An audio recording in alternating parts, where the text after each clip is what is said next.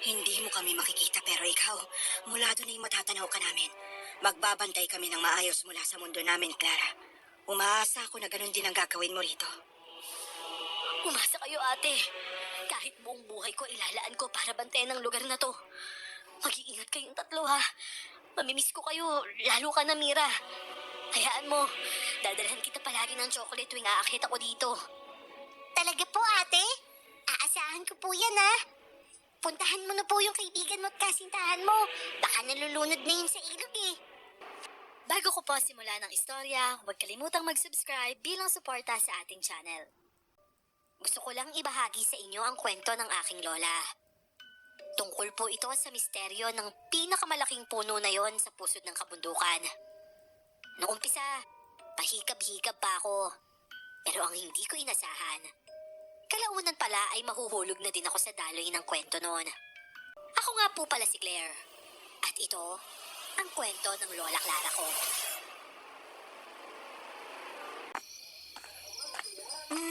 Nakikiramay ako, best friend. Kumusta ka? Eto, pilit na kinakaya ang lahat. Kaya mo yan. Wala kang choice kundi kayanin. Nag-iisa ka na lang. Pero, nandito pa naman ako. Oo naman, Santa, ha? Salamat sa paalala. You're welcome. Ano, kape tayo? Talagang kahit sa lamay ng nanay ko, kape ang alok mo sa akin? Eh, banding natin pagkakape, di ba? Anong gusto mo, alak? Saka ano yun?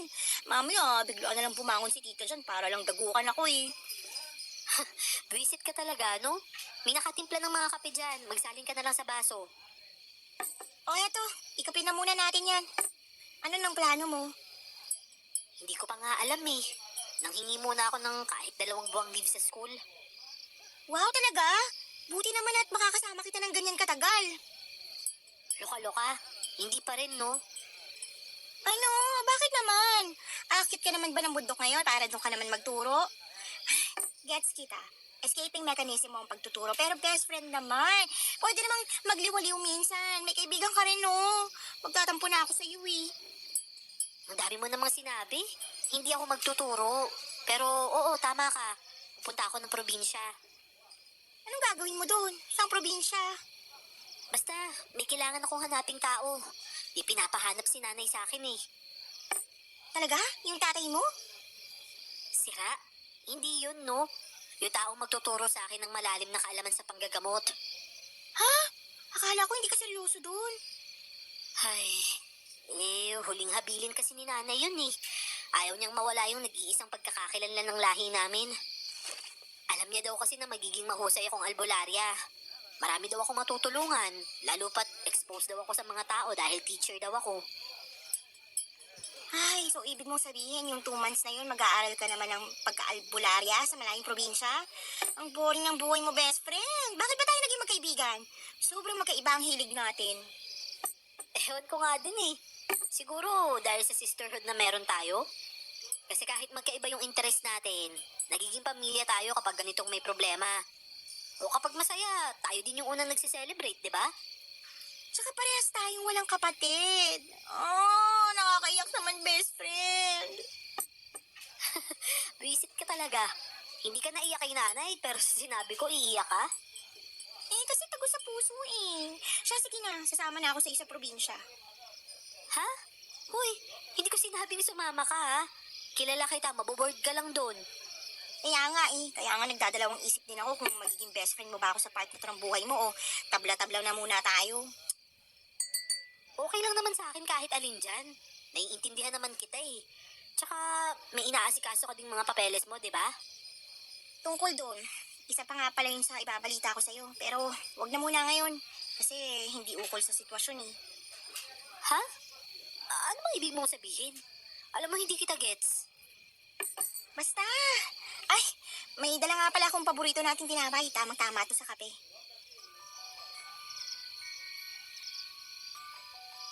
Nangingiti na lang akong tinitigan si Santa habang inilalabas sa dala niyang bagang tinapay. Nang mga panahong yon, kahit sobrang bigat ng damdamin ko, thankful ako dahil may kaibigan akong katulad ni Santa. Yung positive vibes na natural na sa pagkatao niya. Nakakapanghawa talaga kahit nasa pinakamadilim na parte ako ng buhay ko. Hindi tulad kong teacher sa public school, si Santa ay piniling maging worry-free sa buhay. May pamilya naman siyang sumusuporta sa lahat ng pangangailangan niya. Graduate din naman siya ng tourism, pero pinili niyang wag munang magtrabaho. Kinukuha din kasi siya ng mga magulang niya sa US para doon na daw manirahan. Dito na lang din siya nakapagplano na sumunod, lalo na't may sakit na din ang tatay niya.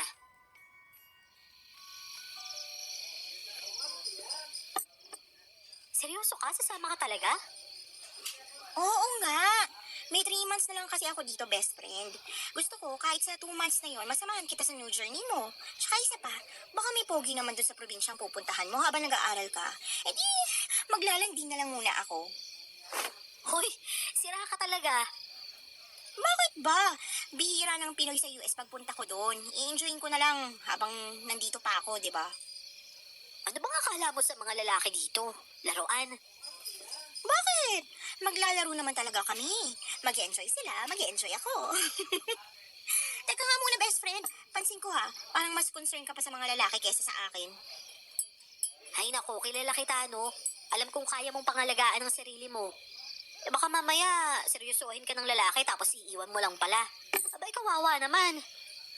Sa palagay mo, hindi ko kakalaruhin na ayoko ng relasyon? Ay nako, bahala ka na nga.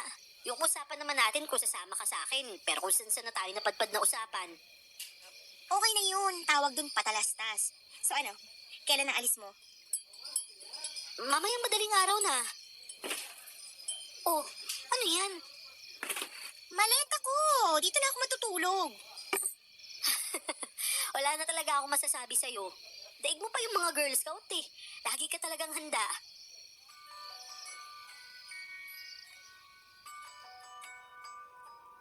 Madilim pa kinabukasan nung magsimula kaming bumiyahe. Base sa pagtatanong ay nasa 8 hanggang 10 oras ang biyahe papunta sa probinsyang sinabi ni nanay sa akin. Kompleto naman ang address na iniwan niya, pati ang kilalang pangalan daw nung matandang magtuturo sa akin. Kung tutuusin, pwede namang wag ko munang gawin ang bilin ni nanay. Pero dahil binigyan na din ako ng ilang buwang leave, sasamantalihin ko na yon para matuto pa. Gusto ko din namang matutunan ang lihim na kaalaman ng pamilya namin. Bata pa lang ako ay talagang curious na ako doon. Nabawasan lang yon nung nag-aral na ako hanggang sa makatapos. Nang panahong yon habang bumabiyahe kami, pakiramdam ko muling nanumbalik ang kasabikan kong matuto. O sadyang ganito na ang pagkatao ko. Lagi kasi akong sabik na matuto ng bagong bagay.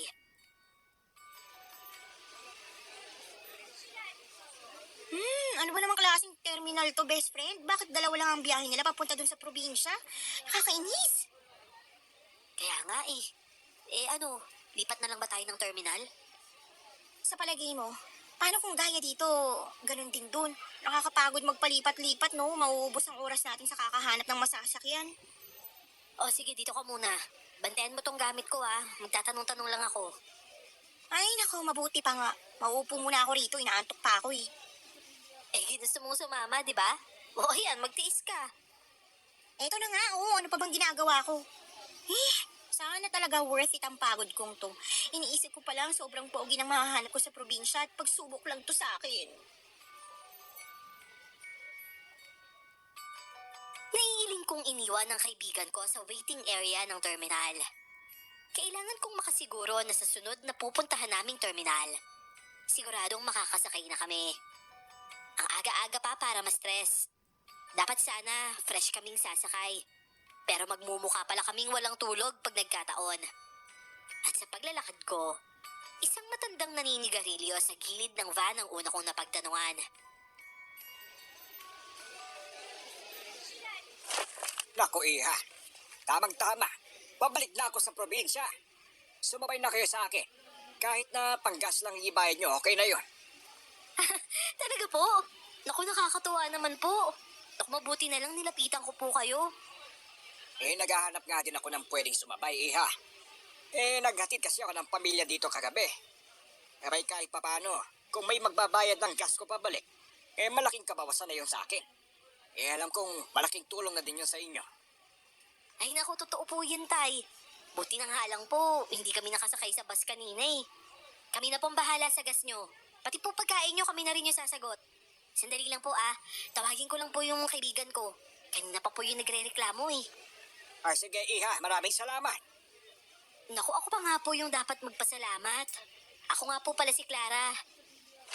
Tatay Ferdy na lang Iha. Sige po, Tatay Ferdy. Sandali lang po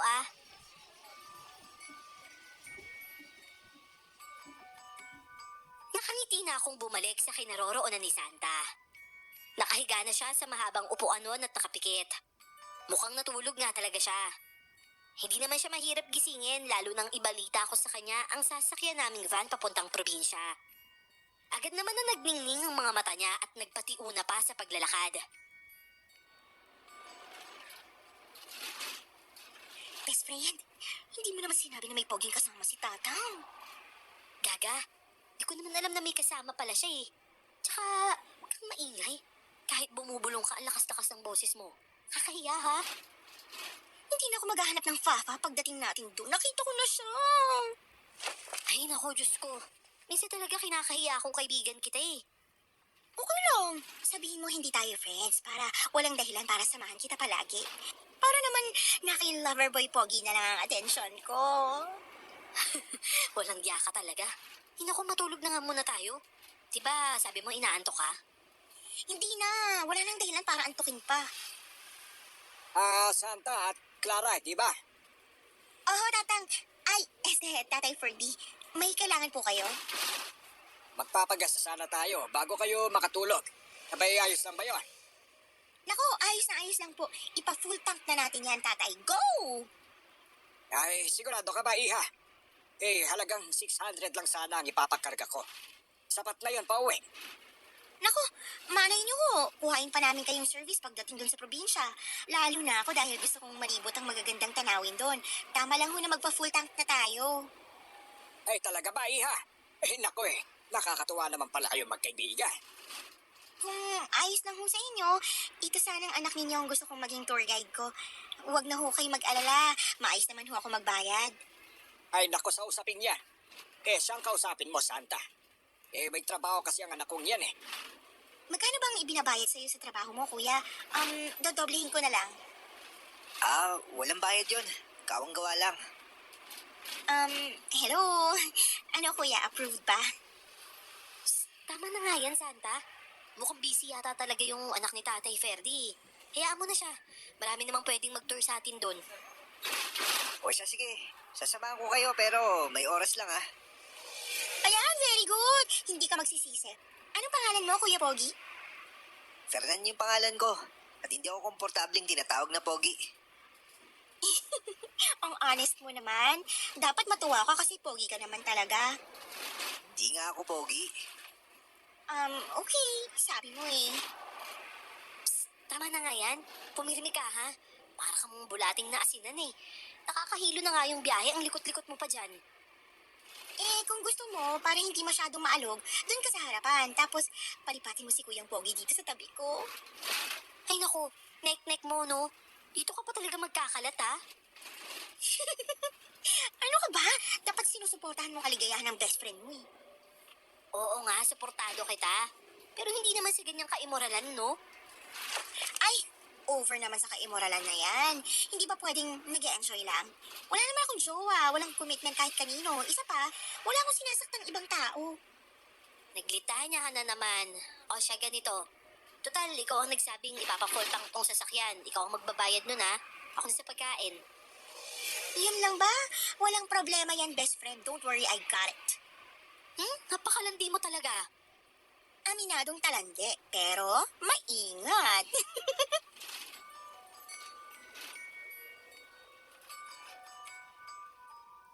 Smooth naman ang naging biyahe namin. Si Santa nga ang gumastos sa gas at ako naman sa pagkain naming apat. Ang totoo, hindi kami nakatipid dahil sa pagiging thoughtful ng kaibigan ko. Pero mas okay pa din dahil bukod sa parang inarkila na namin ang sasakyang yon. Tuloy-tuloy din ang biyahe namin at bihira lang huminto. Nakatulog naman ako ng 3 oras din. Nangangalahati na kami ng biyahe noon nang sa medyo liblib na daan. Matanawan ko mula sa di kalayuan ng isang pamilya. 3 lang naman sila pero nasa katirikan ng araw. May sukbit-sukbit na tig-iisang bag at kumakaway sa mga paparating na sasakyan. Tila makikisakay pero wala ni isang sasakyan ang humihinto sa kanila.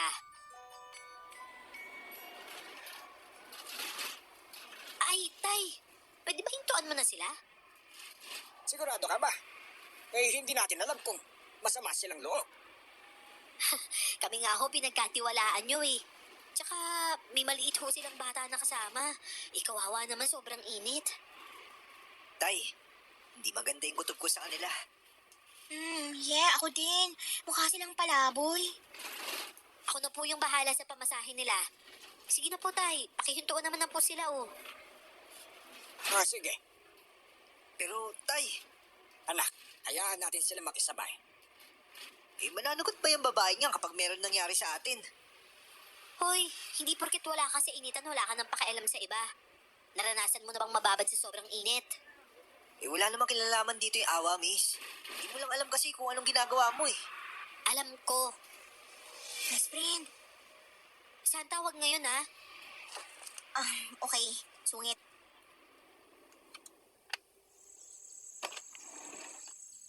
Magandang tanghali ho sa inyo. Salamat naman at hinintuan nyo kami. Makikisabay ho sana kami hanggang sa lungsod lang ng labo. Abay, tamang-tama. Madadaanan natin yon. Kaya na, sumakay na kayo. At sobrang mainit ang panahon. Ay, maraming salamat ho. Naku, wala ho yun. Yung bata po, papasukin nyo na. Kawawa naman siya eh. Napakabuti naman ninyo. Maraming salamat ulit. Hindi pa man nakakasakay ang pamilya. Lumipat na si Santa sa harapang upuan. Nasa gitna lang kasi kami nakapwesto noon. Nagpunta siya sa likuran ni Fernan na mas pabor sa akin dahil malikot nga siyang katabi. Panay kasi ang sulyap niya sa binatang anak ni Tatay Ferdy. Kung minsan naman, sa salaming hawak niya ito sinisilip. Pagkatapos, kikiligin pa na animoy kinukumbulsyon. Panay pa ang daydreaming kaya medyo nakakairita na nakakatawa. Sanay naman ako sa kakulitan niya. Naiinis lang ako kasi sumasabay pa siya sa nararamdaman ko. Hindi kasi talaga ako sanay bumiyahe ng malayuan dahil nahihilo talaga ako. Kumain na po ba kayo, ate? May pagkain po kami dito. Malinis po to, hindi pa po to nagagalaw. Nako, Iha, maraming salamat ha. Pero busog naman kami. Yung anak niyo ho, baka gusto niya. Pizza ho, ito. Nakakatuwa naman ang kabaitan mo, Iha. Pero maraming salamat. Huwag ka mag-alala. Busog pa talaga kami. Tubig na lang siguro. Ito ho. Tigisan na po kayo. Salamat ha. Parang mahiyain po yung mag-amo mo ate Lalo na to si baby girl. Kung hindi niyo po mamasamain, ano po mga pangalan niyo? Ako si Ate Myra. Ito naman si Mira, anak namin. Tapos siya naman si Julio, asawa ko. Kumusta naman po kayo? Ito po si baby girl, kumusta po? Ako si Ate Clara ha. Eto, may mga chocolates ako dito. Sa'yo na lang to. Kainin mo pag nagugutom ka ha. Masarap yan. Salamat. Hindi talaga palakibuang batang yan eh. Si Julio naman, hindi talaga siya nakakasalita. Okay, sige po. Naiintindihan ko po. Marami pa kaming napag-usapan ni Ate Myra noon. Gaya na lang ng dahilan nila ng pagpunta sa bayan ng Labo. Masarap siyang kakwentuhan. Bukod sa malamig ang boses niya, hindi rin nakakaboard ang mga kwento niya. Hinayaan ko naman siya dahil iniisip ko na baka matutulog din siya gaya ng mag-ama niya. Pero nanatili naman siyang gising. Hanggang sa magpababa na nga sila.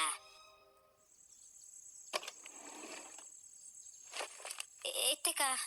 Talagang dito kayo bababa, ate? Parang wala namang kabahayan dito Puro kabundukan lang Oo, hanggang dito na lang kami. Maraming salamat ho sa inyo ha. At sa'yo din, Iha. Hindi ako napagod sa biyahe dahil sa'yo. Ako din po. Mag-iingat kayo Bye-bye, Mira. Sige po ate, paalam po. Magkikita pa po tayo. Wow, buti naman pinarinig mo sa akin yung boses mo kahit sandali lang. Oo naman, malay mo magkita pa tayo. Grabe! Buti pa ibang tao kinakausap ng ganun katagal, samantalang ako, konting oras pa lang kausap, naiinis na siya. Eh, paano namang hindi ako maiinis sa'yo? Nananaginip ka palagi ng gising. Tsaka, ano namang sasabihin ko? Papatulan ko yung pangangarap mo. Dapat! Ay, nako, Santa. Hindi na tayo mga bata, ha? Ikaw lang yung matanda. Ako bata pa talaga. Lagi ba kayong ganyang dalawa? Opo, paano kasi sobrang KJ nitong kaibigan ko? Dinagpang nanay ko sa sobrang conservative. Seryoso ng buhay eh. Anong KJ ka dyan? Hindi lang kita sinasabayan sa trip mo, pero hindi naman kita pinapakailaman, ah. Kanya-kanya lang ng trip yan. Eh, alam nyo, ngayon ko lang naisip, no? Eh, bagay na bagay kayong magkaibigan. Eh, pangalan nyo pa lang, saktong-sakto na sa inyo eh. Santa Clara. Yung pangalan ko ho, dapat sa kanya yun eh. Diba, Tatay Ferdy? Tama ka dyan, Iha. Eh, mabuti na lang pala. Isang babae at isang lalaki ang mga anak ko. Eh, baka kung parehas na babae, maging katulad nyo rin kung mag-aaway. Tay, sila nga yata yung pamilya na isakay natin. Dito sila bumaba gaya nung sa mga kwento-kwento. Alam kong sila yon, Fernan. Kaya lang eh, gusto naman silang isabay nitong si Clara. Mabuti na din na nangyari yon. At napatunayan naman nating hindi totoo na nagingialam sila sa ating mga tao. Ano kung ibig niyong sabihin, Tay? Anong hindi nakikialam sa ating mga tao? Bakit? Ano ko ba sila? Eh, hindi mo ba sila naaamoy, Iha? Itong kaibigan mo. Kung hindi lang pinakalma si Fernan, baka kanina pa hinimatay. Ho? Bakit ho ba? Ano ba nangyari, Santa? Kanina pa namin alam na hindi sila mga normal na tao, best friend. Sinubukan kitang silipin sa salamin ko. Iba yung itsura ng babaeng katabi mo noon. Mukha siyang halimaw. Ano? Teka nga muna. Si Ate Myra, halimaw? Paano naman nangyari yun? Maayos naman siya. Tsaka, okay din naman kausap. Sinabi ko na nga ba, hindi ka maniniwala eh. Ay nako, mabuti na lang nandito si Fernan. Kung hindi, baka nagwala na ako dito dahil sa takot. Ikaw ba naman kasama mo sa loob ng sasakyan? Mga ganun nila lang? Shucks, para pa rin panaginip. Iniisip ko na nga lang natutulog na lang ako tapos binabangungot ako ng may sumabi sa atin na pamilya ng mga halimaw. Pamilyang halimaw? Sinasabi ko na sa inyo eh, na hindi maganda yung pakaramdam ko sa kanila. Oo, sige. Given na halimaw nga sila na nagtatago sa katawan ng tao. Eh, hindi naman nila tayo inano, di ba? Makisabay lang naman sila. Oo nga, tapos susundan nila tayo kasi alam nila kung ano yung amoy natin. What? No way! Ha? Posible ba yun? Eh, bakit ba?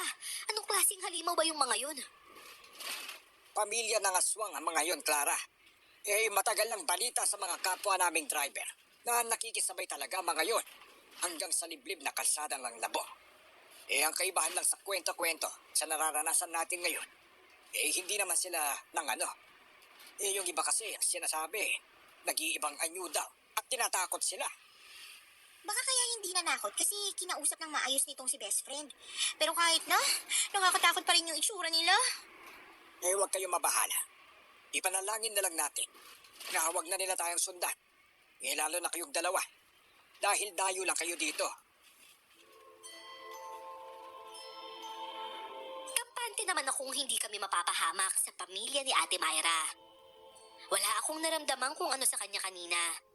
At alam kong likas sa kanya ang kabaitan. At kapag gano'n ang pakiramdam ko, alam kong totoo yon. Bilang galing ako sa angka ng mga manggagamot.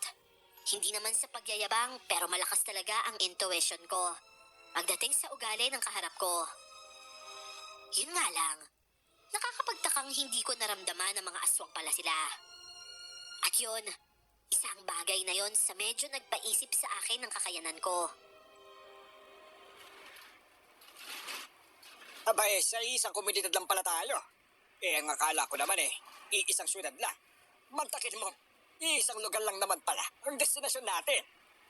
Kaya nga po, Tatay Ferdy, mukhang inadya talaga ng pagkakataon na sa inyo kami makasakay nitong kaibigan ko. Destiny talagang dito tayo sumakay, best friend. Kasi dito ko pala mahahanap yung love of my life ko. Di ba, Fernan? Ano sa palagay mo? Ano ka ba? Mahiya ka naman? Pakipot ka naman kahit konti. Ako nahihiya sa'yo eh. Hayaan mo na lang siya, Clara. Hindi naman sa pagyayabang, pero marami talaga nagkakagusto sa anak kong to eh. Masasabi mong crush ng baryo dahil sa tikas at gandang lalaki. Si tatay naman talaga oh. Sabi ko sa'yo, pogi ka eh. Ayaw nga pala. Naalala ko. May hahanapin ka kamong tao, di ba? Sino ba yon? Baka kilala namin, total. Halos kilala ko naman ang lahat ng nasa baryo namin. Oo nga po pala. Mabuti naman po't hindi na ako mahihirapan magtanong-tanong. Si Manong Hugo po yung hahanapin ko. May mahalaga po kasi akong kailangan sa kanya eh. Kilala niyo po ba siya? Si Lakay Hugo ba ang tinutukoy mo, Iha? Yung kilalang mahusay na albularyo at manggagamot? Oo. Baka siya nga po yun. Ang tanging palatandaan lang kasi na binigay ni nanay sa akin, putol daw yung daliri niya sa kanang kamay. Sa may hintuturo daw ho.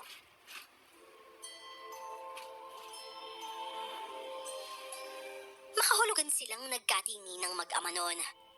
Pagkatapos, naniningkit ang mga matang nagbaling ng tingin sa akin si Fernan.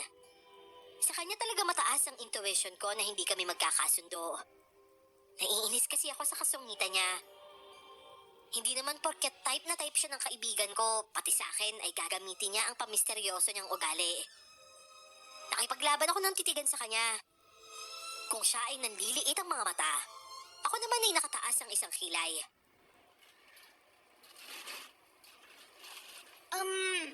May problema ba, best friend, Fernan?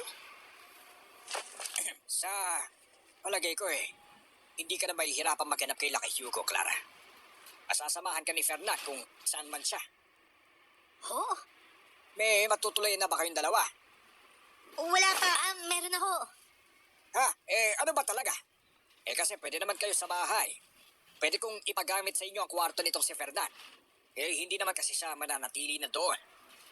Tay, umuwi naman ako ah. Saka nandun yung gamit ko. Uuwi ka. Pero sandali lang. Wala pa ang isang oras, hindi ba? Tay, Okay lang naman po kami, Tatay Ferdy. Makakahanap naman po kami ng matutuluyan eh. Tsaka, 2 buwan lang naman po kami dito. Saan ho ba tumutuloy itong si Fernan? Baka pwedeng dun... Aray, best friend! Ang sakit naman. Sisirain mo ba yung makinis kong kutis? Hoy, hindi ka sumama sa akin dito para makipag-live-in sa lalaki ngayon mo lang nakilala, ha? Baka gusto mong isumbong kila tita dyan. Ito naman, hindi na mabiro. Siyempre sa'yo ako sasama. Diyos ko, alam mo, sa'yo talaga ako nag-aalangan eh. Baka kung anong gawin mong kalukuhan, ha? Nako, Santa, ha? Promise, behave lang ang best friend mo na to. Sige na, pumayag ka na. Tatay Ferdy, kung yung pamilya nga lang na nakita ko sa kalsada, ipinilit kong tulungan natin, kayo pa ho ba kaya? Wala namang pong problema kahit saan kami tumuloy eh. Ang problema lang ho dito, yung may-ari ng kwartong gusto niyong patuloyan sa amin, mukha kasing masama ang loob eh. Nako, sinasabi ko naman sa inyo, pabayaan niyo siya. Pamamahay ko to kaya ako ang masusunod. May sarili siyang kwarto sa sambahan nila. Doon na siya nakatira eh. Sila kay Hugo na nga yata ang tatay niya. tay, parang hindi niyo naman alam na... Ay, nako. Sige na nga ho, doon nyo na sila patuloyin. Bali, pakitabi na lang yung gamit ko na maayos ha. Wala nang problema. Malapit na tayo. Saan ba kita ibababa, Fernand? Sa bahay ho, bukas na ako pupunta sa sambahan. Doon ba nakatira sila kay Hugo? Oo, doon nga. Sumabay ka na sa akin bukas pagpunta doon. Sasama ako ah. May kailangan ka ba kay Lakay Hugo? Wala. O siya, hindi ka pwedeng sumama. Ano ba yan? Akala ko pa naman makakasama kita palagi, Fernan.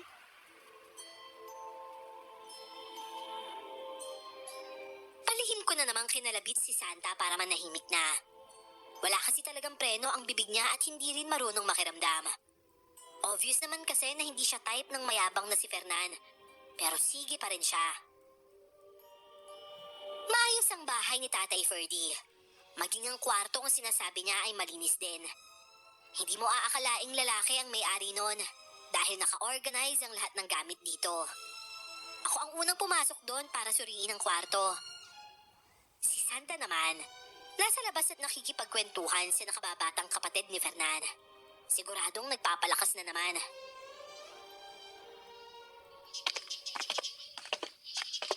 Ah, maganda at maayos sa inaasahan ko ha. Pwede na din. Mukhang komportable naman dito. Tsaka mukhang malamig din naman. Talagang komportable dito. Dahil malamig at mahangin dito. Eh ano, may reklamo ka pa? Eh, sino ba nagre-reklamo? Masama bang suriin ko yung titirahan namin ng 2 buwan? Kailangan ko ng safe na matutuluyan dahil parehas kaming babae ng kaibigan ko.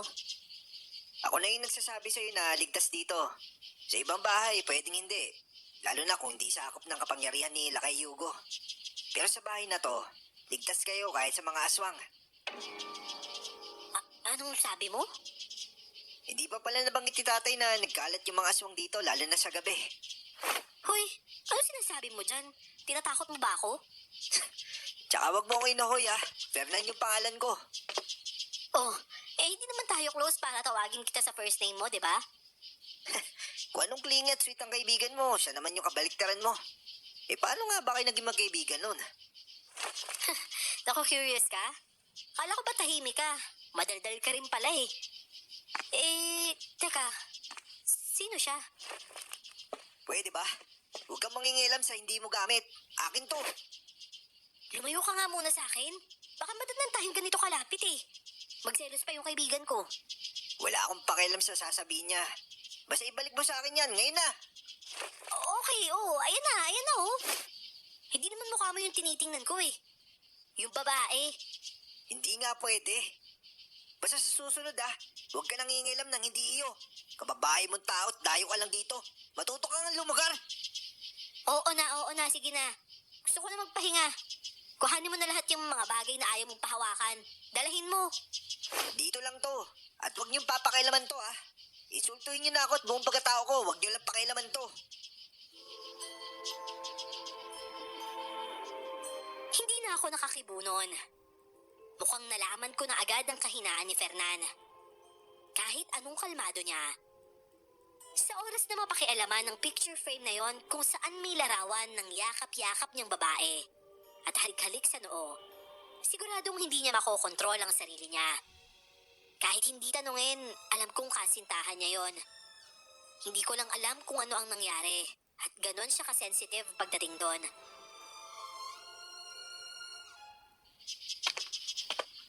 Oh, bakit tahimik at nakasimangot ka dyan? May nangyari ba? Ako yata dapat ang nagtatanong sa'yo niyan, best friend.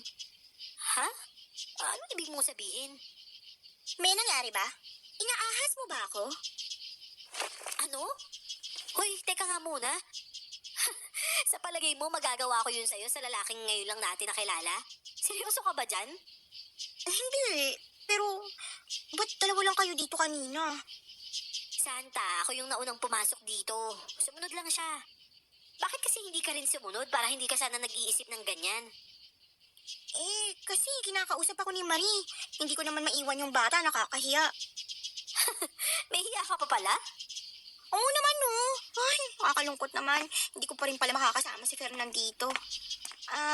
Alam ko na. Pwede favor, bestie. Ay nako, hindi. Alam ko na yan. Alam mo naman akong hihingi ng pabor dun, tapos makikisiksi ka pa. Huwag muna ngayon, saka na lang. Sige na nga. Pero promise mo, gagawan mo ng paraan para makasama ko si Fernan, ha? Alam mo, sa palagay ko, komplikado yung si Fernan eh. Tingnan mo yun, oh. Oh, huwag mong hahawakan yan. Baka mahuli ka niya, makita mo yung pinaka-dark side niya. Ha? Ano ibig mo sabihin? Ano ba kasi ito? Sabi nang huwag mong hahawakan eh. OMG! May girlfriend siya? Bakit hindi niya sinabi? Tsaka nasaan? Aba eh, malay ko. Basta, nung tiningnan ko yan kanina, nagalit siya eh. Kaya bitawan mo na yan. Balik mo sa dati, bilisan mo. Oo na. Sino kaya yon? Napakaswerte niya. Mukhang malambing siya ka-sweet si Fernan eh. Hoy, magkaliwanagan nga tayo ah. Akala ko ba laro lang ang pinunta mo dito? Tsaka, parang ito yung unang beses na ikaw yung nagmamakaawa sa lalaki ah. Mukha ba ako magmamakaawa sa kanya? I don't think so. Oo nga, mukha ngang siya yung dikit ng dikit at panay ang parinig sa'yo eh. Ang hirap niya kasing paamuhin eh. Imagine, may lalaking tumanggi sa beauty ng best friend mo? Alam mo, tama ka. Di ko nga ma-imagine yun eh. I know, right?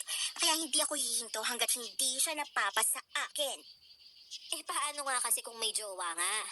Eh, mukhang loyal pa yung tao, eh, paano ka na yan? Papayagan mong magmukha kang cheap. O di kaya, parang nauubusan ng lalaki, mapasayo lang yun. Ano ba naman yan? Dapat ba mag-move on ako sa kanya? Alam mo, tingin ko, dapat ibaling mo na sa iba yung atensyon mo. Eh, malay mo naman, di ba? Bahala na nga, nakakainis talaga. Ang sakit sa pagkababae ko na. May lalaking hindi napansin ang ganda ko ha. Okay na yan. Kesa naman harap-harapan kang pagsabihan ng kung ano-ano. Mas masakit yun, no? Tingin mo kaya niyang gawin yun? Oo naman. Alam mo ba kung anong sinabi sa akin kanina no, nung hinawakan ko lang yung picture frame na yan? Dayo lang daw ako dito, kaya matuto daw akong lumugar. Huwag daw akong pakialamera. Galit pa yun, na? Talaga? Naku, nakakatakot naman pala. Buti hindi ka nagalit. Hindi naman. Totoo naman yung sinabi niya eh. Maridi naman ako kasi nakialam ako ng hindi akin. Baka kung ako yun, napaiyak na ako. Ang sama niya. Hindi ko naman inasahan na yung dating kaswitan ni Santa kay Fernan. Bigla na lang babaliktad. Kung nung buong biyahe papunta doon ay palagi siyang nakangiti sa lalaki. Matapos ang pag-uusap namin na yon ay napansin kong lagi niya nang sinisimangutan si Fernan.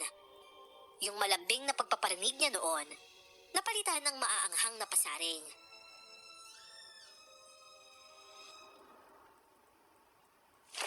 Oh, ano problema ng kaibigan mo? Kahapon, halos ayaw humulay sa akin. Tapos ngayon, parang mangangagat na anumang oras. May sapi ba yun? Walang sanib yun, pero nakaka-realize agad yun. Madaling manawa kapag yung binibigyan niya ng oras, hindi naman binabalik sa kanya. Eh, ganun ba? Wala palang tiyaga yung kaibigan mong yun. Eh bakit? Nagpapakipot ka lang ba sa kanya? Hindi ah. Hindi ko talaga type yung mga babaeng ganyan. Excuse me, anong sabi mo? Pwede ba, Clara? Huwag mo na pagdakban yung kaibigan mo. Alam mo naman na ganun yung magiging tingin ng mga lalaki sa uri niya. Kung kaibigan ka talaga niya, dapat pinagsasabihan mo siya. Hindi dapat yung ganyan na parang sinusuportahan mo pa. Iba kayo dito kaysa sa kinalakihang paligid ng kaibigan ko. Eh porkit ba piniplease ka niya kahapon, ganun na yung tingin mo sa kanya? Aba hindi mo pa siya kilala, mali na husgahan mo siya agad ng ganun. Hindi ko siya hinuhusgahan. Bumabase lang ako sa mga naobserbahan ko kahapon. Eh ikaw nga, mukhang walang kwentang anak, hinusgahan pa kita. Ay, walang kwentang anak! Ano ba yun? Bakit pabaliktad siyang tumakbo? Huwag mo na intindihin yun. Hindi tayo anuhin nun. E ano nga ulit yung sinasabi mo? Walang kwentang anak? Ako ba yung sinasabihan mo nun? Aha? Hindi no. Nasaan na pala tayo? Malayo pa ba? Malapit na tayo. Pero, Clara, kung hindi mo mamasamain, anong kailangan mo ba kay Lakay Yugo? Magpapaturo ko sa kanya ng malalim na kaalaman sa panggagamot. Kilala kasi siya ng nanay ko. Tsaka, hopefully, makilala niya pa si nanay. Dala ko naman yung lumang picture niya nung estudyante pa siya kay Lakay Yugo eh. Dating estudyante? Eh may iba pa bang kwento yung nanay mo tungkol sa kanya? Magaling ba daw magturo si Lakay kahit noon pa? Oo naman, magaling daw. Kaya niya nga ako pinapunta dito eh. Yun lang naman ang sinabi ni nanay bago siya mamatay. Tsaka, doon ko lang din nalaman yung tungkol kay Lakay Yugo. Isa daw siya sa naging daan para mas maging malawak yung kaalaman ng nanay ko sa lihim na karunungan. Ah, ganun ba? Eh di ibig sabihin yan, mag-aaral ka din ng pagiging manggagamot. Oo, Eh bakit? Wala ka ba ibang trabaho? meron naman. Mukha ba akong tambay? Hindi, mukha kang ang teacher eh. Galing mo namang manghula. Oh, teacher ka na pala eh. Eh bakit gusto mo pang matuto ng karunungang itim? Karunungang itim? Ganun ba yung akala mo sa kapangyarihan ng mga albularyo? Eh bakit? Hindi ba? Base sa pagkakaalam ko, hindi. Pero may bahagi nun ang pwedeng magamit sa kasamaan. Nasa tao naman yun eh. Eh kahit pa sabihin mo na gagamitin mo yun sa kabutihan, sa dilim pa rin galing yan, no? Hindi alagad ng dilim ang mga sinaunang babaylan, Fernan. Eh, teka nga muna. Bakit parang against ka sa mga albularyo at manggagamot? Eh, di ba tagasunod ka nila kay Yugo? Eh hindi naman ako tutol. Sinasabi ko lang yung mga nalalaman ko. Kung sa bagay, may kanya-kanya naman tayong paniniwala eh. Ako kasi naniniwala na mabuti ang hangarin ng mga albularyo ang manggagamot. Tsaka isa pa, masarap sa pakiramdam kapag bukod dito sa buhay na alam natin. May pagkakataon din akong makita at maranasan yung ibang dimensyon. Bihira kayong mabigyan ng ganitong kaalaman at kakayahan. Ayan o, nandito na tayo. Oh, suot mo to. Aanuhin ko naman yung jacket mo. Komportable ako sa suot ko lalo't maalinsangan yung panahon. Hindi ka bababa dito hanggat hindi mo suot yan. Ano ba problema mo? Naranasan mo na ba mabastos sa tingin lang? Ano? Kung ayaw mo maranasan yun, makinig ka sa akin. Isuot mo ito tapos itago mo yung nakabakat mong hinaharap. Ha? Alam mong bastos mo. Hindi ako bastos. Binabalaan lang kita. Paano hindi babaka to sa suot ko? Sige nga. Isuot mo nga to. Para kahit bumakat man lang yan, hindi masyadong halata. Makokontrol mo yung sarili mo, pero hindi yung reaksyon ng ibang tao. Lalo na yung mga lalaki matagal nang hindi nakakakita at nakakatikim ng babae. Ano? Teka nga. Anong klase bang lugar yun? Sambahan yun, pero parang kulungan din. Ha? Teka nga muna. Kailangan ko ba talagang pumasok pa dyan? Hindi ba pwede na dito ko na lang siya sa labas kakausapin? Hindi mo nga talaga kilala sila kay. Masyadong mataas ang pagpapahalaga niya sa oras para labasin yung tulad mo dito. Kahit kapag nagpaturo ka sa kanya, siguradong doon ka sa loob. Mahalaga ang bawat oras niya. Yung isang oras na mag-uusap kayo. Para sa kanya, marami na siyang dapat magamot nun at matutulungan. At kapag nagdesisyon ka pumasok dyan, siguraduhin mo na handa ka. Dahil wala na atrasan oras na makita ka niya. Tinatakot mo ba ako? Di ba dapat proud ka sa lakay yugo nyo? Hindi kita tinatakot, Clara. At sino ba nagsabi sa'yo na hindi ako bilib sa kanya? Hindi ko alam kung madidismaya ba ako o mamamangha sa dedikasyon ng tinutukoy niyang lakay yugo. Wala akong nagawa kung hindi ang sumama sa kanya sa loob. At in fairness naman kay Fernan, nasa likuran ko lang siya at hindi rin masyadong lumalayo. Pakiramdam ko, hindi niya man sabihin, pinoprotektahan niya ako. Kahit papano, sa kabila ng nakakakilabot na titig sa akin ng mga kalalakihan doon, nakaramdam ako ng kapanatagan.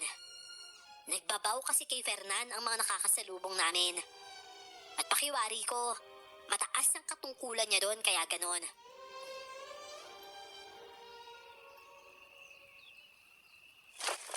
Si Mirna. Oo, tanda ko siya. Ikaw ba ang anak niya? Nako, walang problema. Gusto mo bang dumito na manatili ng sa gayon matutukan kitang maigi sa pag-aaral mo? Maraming salamat po sa pagtanggap sa akin, Lakay. Pero may kaibigan kasi akong kasama. At ayoko naman po siyang iwan mag-isa. Bigyan niyo na lang ho siguro ako ng oras na susundin. Gusto ko mapahiya pero dahil dayo ka lang dito at baguhan, pagbibigyan kita. Kaya mo bang pumarito ng alas 3 ng madaling araw? Tuturuan kita hanggang alas 6 ng umaga. Kayo po.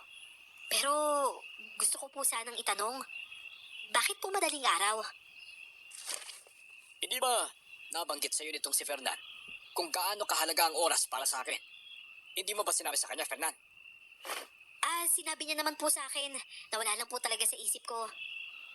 Sige po, maraming salamat po, Lakay Yugo. Oo nga pala. Baka isipin mong libre ang pag-aaral ng lihim na karunungan. Ito ang listahan ng lahat ng ituturo ko sa'yo. Nariyan din ang halagang kailangan mong bayaran. Oh, mukhang nagulat ka. Libre pa kasi. Noong yung nanay mo pa nag-aaral. Napakatagal ng panahon nun. Pahirap ng pahirap ang buhay. Naku, wala pong problema, Lakay Yugo. Maraming salamat po. Ihahanda ko po agad yung pambayad ko sa inyo. Mabuti naman kung gano'n. Bukas ba maaasahan ko nang makuha yung paunang kalahati na bayad. Opo, sige po. Paano po? Uuwi na po muna ako ngayon at babalik na lang po ako mamayang madaling araw. O sige. Dumarami na rin ang mga mananampalataya at magpapagamot. Fernan, mabuti at narito ka na. Huwag ka nang aalis at kailangan kita dito. Patawad ho, Lakay ha. Kailangan ko may balik sa bahay si Clara. Wala siya ibang masasakyan. Nariyan naman si Roberto. Sa kanya mo na ipatid si Miss Clara. Saan ka ba naninirahan sa ngayon, Iha? Doon po siya nakatira sa bahay namin. Bale, nobya ko po siya, Lakay. Hindi po ako komportable na ipagkatiwala siya kay Roberto eh. Sana maintindihan nyo. Kasintahan mo si Clara? Teka nga muna. Paano nangyari yun? Tagalungsod itong si Clara, hindi ba? Hindi ko ba makakatagal sa oras ninyo kung ikwento ko pa mula simula? Ay, tama ka. Hayaan mo. Paglalaanan ko ng oras na pakinggan ang love story ninyo. Itong si Clara. Ikaw pa. Mahalaga ka sa akin eh. O siya, ikaw na magatid kung dun ka komportable. Pero gusto kong ipaalala sa'yo, Fernan. Magkakapatid kayo dito. Kung anong meron ka, dapat na ipagkatiwala at ipahiram mo din sa kanila.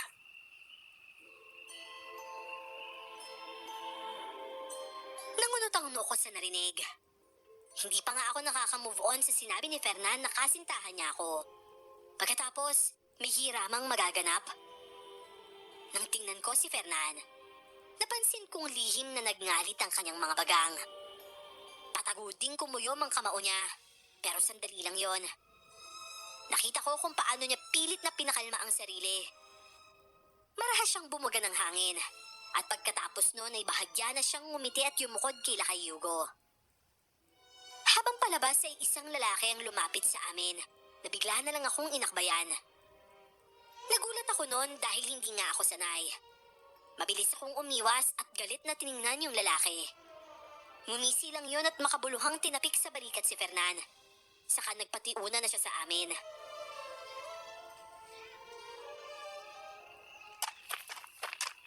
Sino ba yung Fernan? Ba't parang ang bastos niya naman? Sigurado ka bang gusto mong magpaturo kay Lakay Hugo? Ikaw yung nakakakilala ng husto sa kanya. Sa palagay mo ba, ikakatuwa niya kung bigla na lang akong aatras? Nako, hindi. Siguradong hindi ka patatahimikin nun. Kahit umuwi na ako sa lungsod? Kahit saan ka magpunta, hindi ka man niya nabibisita ng piskal. Hindi ka niya titigilan sa panaginip. Ano? Anong... Huwag mo sabihin na nangkukulam siya? Nandito ka na. Pumayag ka na din. 2 buwan lang naman yun eh. Tiisin mo na lang. Yun na nga eh. Tsaka parang problema lang tong pinasok ko. Sabi kasi ni nanay, mabait at mahusay naman daw siya. Nakalimutan ko, pwede namang magbago yung tao. Nga pala, munti ko nang makalimutan. Bakit mo sinabi na girlfriend mo ko? Para protektahan ka, Clara. Ano? Poprotektahan mo ko? Bakit naman? Ayaw mo ba nun? Sa amin ka nakatira. Obligasyon ka ng pamilya ko. Kapag may nangyari sa'yo, sagutin namin yon. Mukhang hindi ka naman pasaway, kaya okay lang yon. Ganun ba? Pero huwag kang mag-alala. Alam ko naman yung ginagawa ko eh. Basta't maniwala ka sa akin.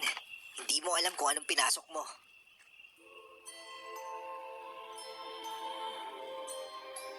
Nang lingunin ko siya ay nagmaniobra na siya para magmaneho. Pagbalik sa bahay, ang inakala ko ay aalis na agad si Fernan dahil naghihintay nga sa kanya sila kay Hugo.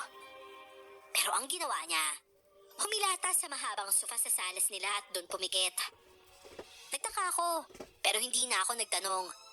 Pero si Tatay Ferdy ang hindi nakatiis. Kunot-noo siyang tumingin sa akin at nagtatanong pero nagkibit balikat lang ako. Hoy, Fernan! Anong ginagawa mo dyan? Hindi ka mapupunta sa bahay-sambahan nyo. Medyo masama po yung pakaramdam ko, Tay. Dito na lang po muna ako. Pero nakita ka na nila kay Hugo. Hahanapin ka nun. Kapag nagpapunta po siya dito na isa sa kapatiran, sabihin niyo, masama yung pakaramdam ko. May bawang po ba tayo dyan? Bawang? Aanin mo naman ang bawang. Basta ho, kailangan ko lang. Meron naman. Nandun. Ipag-iwa ba kita? Ako na lang ho. Sige na. Baka may gagawin pa po kayo. Okay lang po ako dito. Sige. Kung may gusto kang kainin, pasabihan mo lang ako, ha? Hindi na kumibo si Fernanon pero itinakip niya ang braso sa mga mata. Gusto kong magduda na masama ang pakiramdam niya. Pero sino ba ako para questionin yon? Kanina kasi, Mukhang maayos naman siya. Ang ipinagtataka ko pa, para saan niya kaya gagamitin ang bawang? Ay, best friend, saan ang lamierda ni Tatay Ferdy? Ang sabi niya kanina mag-harvest kami ng gulay eh. Oh, bakit? Saan ba nagpunta? Kaya nga kita tinatanong kasi hindi ko alam. Basta dala-dala yung van. Ano? Dala ng tatay yung van? Lintik na yan. Oh, bakit? May problema ba, Fernan? Siguradong pumunta yung kay Lakayugo. Ay, ang tigas talaga ng ulo ng tatay. Ano namang problema dun? Mabuti nga't ipagpapaalam ka na eh. Kasi hanggat maaari, hindi siya pwede pumunta doon. Bakit naman? Halos lahat na nga yata dito nagpupunta dun para sumamba at magpagamot eh. Bakit sila ayaw mo? Huwag ka na magtanong. Kanina pa ba siya nakalis? Oo, kanina pa. Anyway, ako na lang mag-harvest. Sama ka, best friend? Susunod ako sa'yo, best friend. Ayusin ko lang tong ibibigay kong paunang bayad kila kay Hugo. Bayad? May bayad ang pagtuturo niya? Ano? May budget ka naman ba para doon? Ay, wala nga eh. Ayaw mo na. Kukunin ko na lang sa savings ko. Kapag kailangan mo ng tulong ko, sabihin mo lang ah. Oo naman. Thank you na agad ah. Siya, mauna na ako sa taniman. Sunod ka ah. Dalhin mo pala yung digicam ko. Nasa bag lang. Kailangan natin ng memories dito. Oo naman, sige. May camera kayong dala. Oo, si Santa. Obsessed sa photography ang isang yan eh. Ba't mo naman natanong? Wala naman. Sa palagay mo ba, ipapahiram sa akin yan ni Santa? Yun lang ang hindi ko alam. Ba't hindi mo siya try tanungin? Aanuhin mo ba kasi? Wala naman. O sige na, sumunod ka na sa kaibigan mo. Mamaya mo na ayusin yan. Kapag may nakita kayong bisita, huwag mo na kayong lalapit doon. Ha? Pwede ba? Huwag ka muna magtanong. Sumunod ka na lang muna. Ikaw naman kasi. Kung nagpunta ka na lang sana doon, di walang naging problema. Sumunod ka na sa kaibigan mo, Clara, ngayon na. Huwag kayo alis doon hanggat hindi ko kayo tinatawag. Ayoko sanang sumunod pero ramdam ko sa boses niya ang pinaghalong pag-aalala at pagiging dominante. Napasunod ako noon agad-agad. Pagkakuha ko ng kamera na bili ni Santa, ay sumunod na din ako sa gulayan. Doon nga ay nakita ko ang kaibigan ko na masayang nakikipagkwentuhan sa isang lalaki. Paglapit ko, ipinakilala naman niya agad yung lalaki.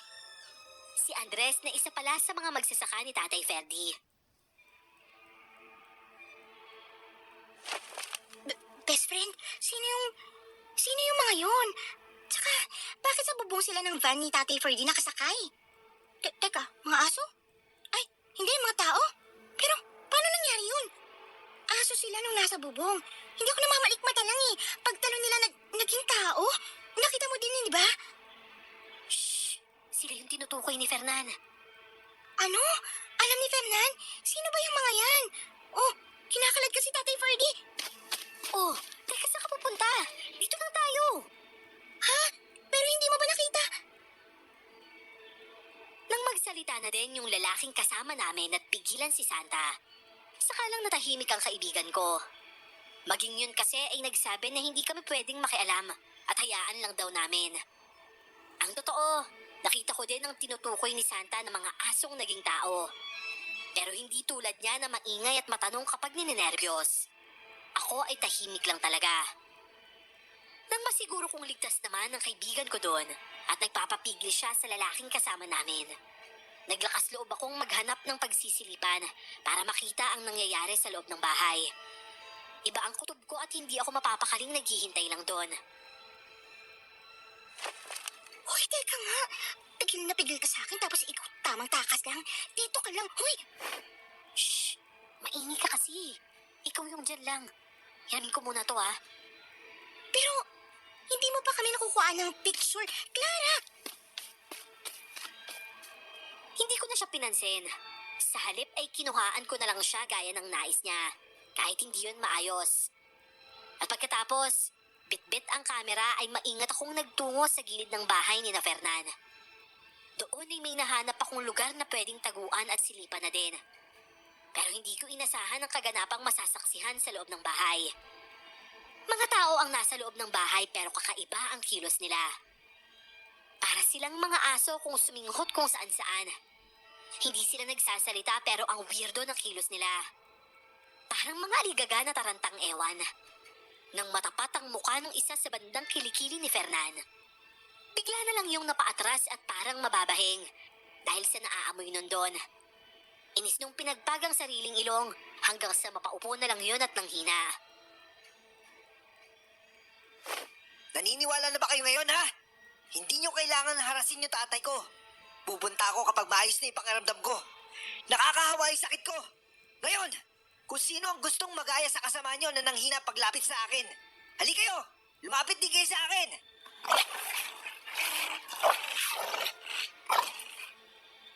Bago pa tuluyang mawala ang mga yon ay nakuhaan ko na ng ilang shots ng kaganapan sa loob ng bahay. Maging nang papalayo na ang mga nilalang hanggang sa magbagong anyo ulit sila sa pagiging aso ay kumpleto kong nakuhaan ng larawan. Tanggap ng mga mata ko ang masaksihan pero ang isip ko noon ay hirap yung ipaliwanag. Ilang beses akong napalingon sa paligid. Tinatansya kung totoo nga ba yon o isa lang panaginip. Napaka-imposible naman kasing may mga tao na nagiging malaking aso. Sa pagkakaalam ko ay sa palabas lang yun nangyayari. Gaya ng ilan na hindi naniniwala sa mga aswang. Ganon din ako noon. Kahit nga may nakita na akong ebidensya. Indinaya lang isip ko. At ngayon ko lang napag-isip-isip. Na siguro nga, iniisip ko lang na hindi sila totoo noon para malabanan ko ang takot. Para matapos ko ang misyon sa lugar na yon at makauwi ng maayos pa din ang pag-iisip. Dahil ang mga sumunod pang eksena, talaga namang uubusin ng katinuan mo sa isip. Mga aswang? May aswang ho dito? Yang kasama mo, Iha. Aswang yan. Ano ho? Biro lang. Ang hindi biro, yung katotohanang minsan, hindi mo malalaman kung sino ang tunay na tao dito sa mga nilalang na alaga nila kay Hugo. Alaga? Alaga niya ho yung mga yon? Paano naman po tsaka saan ang galing? Ang sabi niya, yun ang katunayan na pinakamalakas na siyang maggagamot at mangkukulat. May mga alaga siyang aswan. Kaya lahat ng tao dito, kahit ayaw napipilitang magpasakop sa kanya. Nang sa gayon hindi sila gawing pagkain ng mga aswang na yon. Talaga ho? Totoo ho ba yan? Kung gano'n naman pala, bakit hindi nyo i-report? Pangakaras na ho yung ginagawa niyang yan ah. Hindi mo alam kung gaano kalakas ang kapit nila kay Hugo.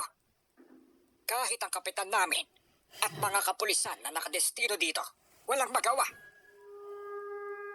Mukhang mali ang hinala ni nanay na mabuting tao ang Lakay Yugo na yun ah. Tate Ferdy, bakit ngayon nyo lang ho sinabi sa akin? Sinusubukan kitang balaan niya. Pero hindi naman ako pwede magsalita ng masama laban sa kanya. Lalo na't wala naman akong may papakitang ebidensya. May panahon ka pa para tumakas. Hindi na ho siya pwedeng umalis, Tay. May hawak na sila kay Yugo na magagamit para mapabalik siya. Ano namang mapapala niya sa akin kung pipilitin niya ako? Nakakataas ng moral niya ang madagdagan ng mga tagasunod niya na galing pa ng lungsod, Clara. Mali na pinapunta ka ng nanay mo dito. Pero hindi natin siya masisisi. Sa paglipas ng panahon, sila kay Hugo ang nagbago. Masyado siyang nalunod sa kapangyarihan na ultimo mga alagad ng dilim. Katatawag na niya. Kung gano'n, anong gagawin ng kaibigan ko? Best friend! Shh! Huwag mo akong alalahanin, best friend. Hindi ako mapapano. Pero, paano kung mapahama ka? Hindi nga. Basta't huwag na huwag kang pupunta doon. O magpapakita man lang kay Lakayugo. Mangako ka sa akin. Oo, hindi. Dito lang ako. Ikaw din mangako ka. Kung ganyan sila kadelikadong tao, siguro dapat makagawa ka ng paraan para makaalis sa kanya. Hayaan mo na. 2 buwan lang naman eh. Matitiis ko siya. Basta't yung mga ituturo niya lang ang kailangan kong pagpukusan. Anak, Fernan, baka naman pwede mong bantayan si Clara habang nandun. Yun ay kung hindi lang naman nakakaabala sa'yo.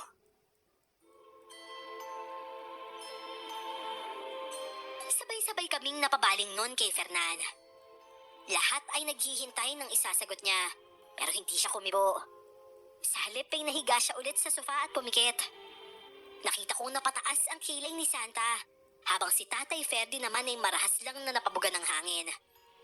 Alam kong dismayado sila sa naging tugon ni Fernan. Pero ako, alam ko sa loob-loob ko na poprotektahan niya ako kahit hindi niya yun sabihin.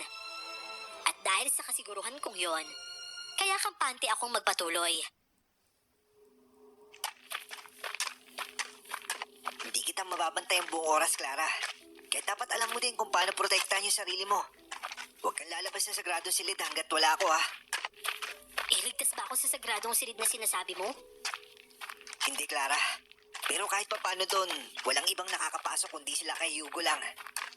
Ibig mo sabihin, hindi rin ako ligtas kay Lakay Hugo? Sigurado ako na hindi kanya papakialaman. Ay, bakit ba kasi ako napunta sa ganitong sitwasyon eh? Ano bang ginagawa ko dito? Ano ba talagang gusto mong ipagawa sa akin, Nay? Sana lang maging makabuluhan yung pagpunta mo dito, Clara. Dapat talaga. Dapat may matutunan ako dito. 2 buwan yung hiningi kong leave para dito, kaya hindi pwedeng wala lang. Tagalungsod ka nga talaga. Hindi ka mapirmi sa isang pwesto eh. Kasi kapag pumirmi ako, walang patutunguhan ng buhay ko. Walang ibang may hawak ng manibela nito kung hindi ako lang. Sa palagay mo ba, hindi ka naman ba naligaw dito?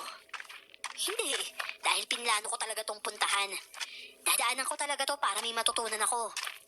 Pero kung may ibang plano yung mundo para sa akin, wala naman akong magagawa kung hindi ang sumunod na lang eh.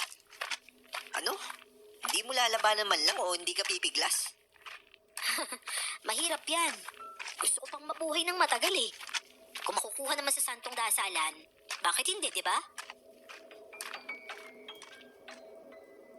Hindi ko naman nakalain na masasabayan ako ni Fernan sa lalim ng usapan. Nagsisimula na akong mag-enjoy sa pag-uusap namin nang marating namin ang sambahan nila kay Hugo. Nakakainis nga dahil ayoko pa sanang matigil ang pagkukwentuhan namin. Pero kapag nandun na kasi, hanggat maaari kailangan tumahimik na kami. Mga mata na lang namin dapat ang mag-uusap.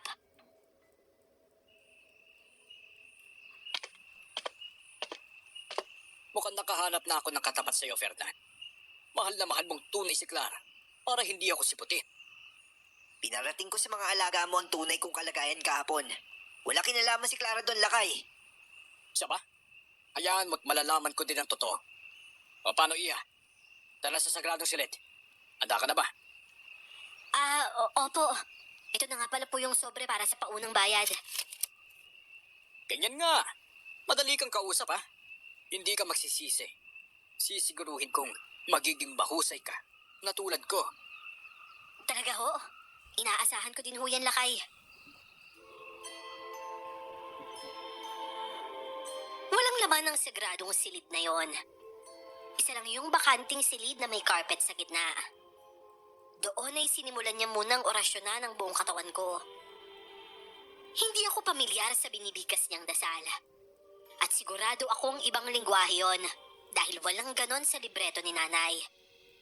Hindi ko alam pero nagduda ang isip ko noon. Gustong tumutol ng katawan ko at umangal.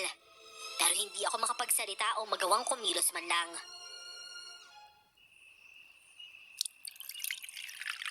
Ano kung ginawa niyo sa akin kanina, Lakay Hugo? Bakit hindi ako makakilos? Kini-question mo ba ang ginagawa ko? Bawal po bang magtanong kapag pakiramdam ko may hindi ako maintindihan? Ang pagkakaalam ko po kasi, para matuto, pwedeng magtanong ang tinuturuan. May alam ka ba sa pagtuturo, Iha? Para lang po sa kaalaman nyo, 5 taon na po akong teacher sa public school, Lakay. Ganun ba? Nakakabilib ang tibay ng loob mo. Gusto ko yan. Parehas tayong magtatagumpay sa ginagawa natin. Ano nga ho ba yung ginawa nyo kanina? Pinaralis ko lang ang katawan mo. Sa gayong paraan, magagawa kitang kontrolin kapag gugustuhin ng utak mong kumawala sa ginagawa ko. Kadalasan sa mga taong may kasamaan sa katawan, tatanggi sa nilalagay kong enerhiya. Nakaramdam ka ba kanina na parang gusto mong umatras o nagdududa ka? Sa totoo lang ho, oo eh. Tumututol yung katawan ko pero hindi po ako makakilos. Hindi ka sinungaling. Nakakatuwa ka talaga. O paano?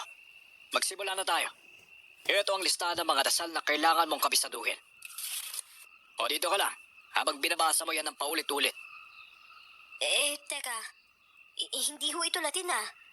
Anong salita ang mga tulakay?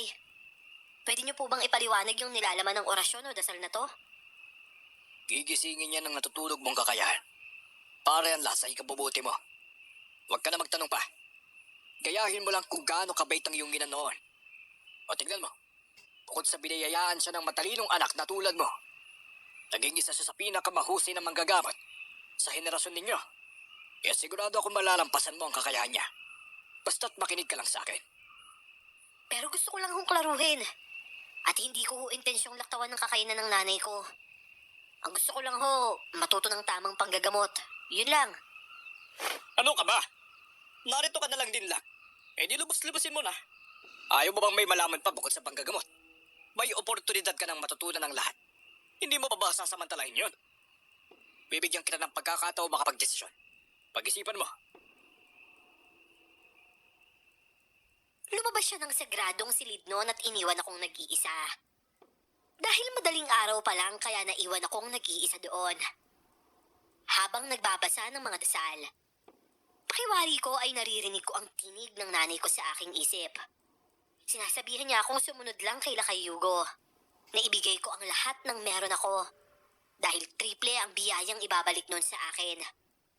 Halos lahat ng pangkukumbinse ay narinig ko na, at hindi ako pwedeng magkamali. Si Nana yon. Boses niya yon at parang nandoon siya. Nay? Nay, nandito ka ho ba? Magpakita ka naman sa akin, oh. Miss na miss ko na po kayo, eh. Nay? Nay! Kayo po ba talaga yan, Nay? Nandito nga kayo, Nay. Babantayan niyo po ba ako? Huwag po kayong mag-alala, Nay. Pagbubutihin ko po to. Tutuparin ko yung kabilin niyo. At alam kong huli na para bumawi, pero patutunayan ko sa inyo na may halaga sa akin ang kakayanan ng lahi natin. Nay! Nay, huwag muna kayong umalis! Nay! Nang pumunta sa dilim ang anino ng bulto ni Nanay, napansin kong umilaw ng pula ang mga mata niya. Magdududa na naman sana ako nang marinig ko ulit ang boses niya. Naniniwala daw siya sa akin at umaasang hindi ko bibiguin. Napakalambing ng tinig ni Nanay. Malamig at nakakaunawa. Bagay na namimiss ko na talaga.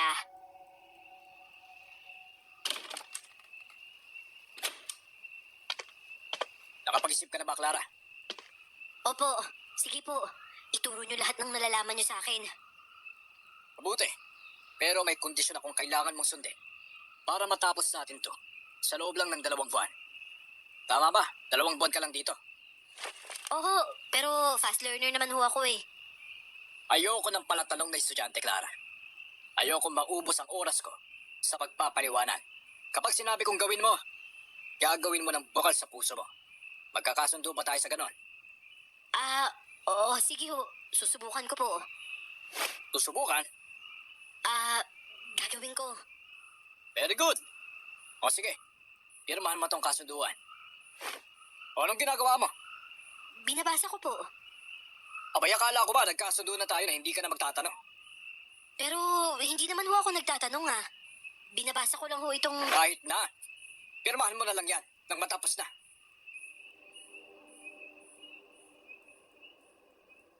Bukod sa naririnig ko pa din ang tinig ni Nanay kaya nalilito ako, kakaiba din ang enerhiyang dulot nila kay Yugo. May pagmamadali sa bawat salita niya. Alam niyo yung mga mahuhusay mag-sales talk? Pakiramdam ko mas mahusay pa siya sa mga yon. Sa unang pagkakataon, nataranta ako at hindi masyadong nakapag-isip ng tama. Pinirmahan ko ang kasunduan ng hindi na ngayon binabasa. Natauhan na lang ako nang makalabas na ako ng bahay-sambahan nila kay Yugo at pauwi na kami.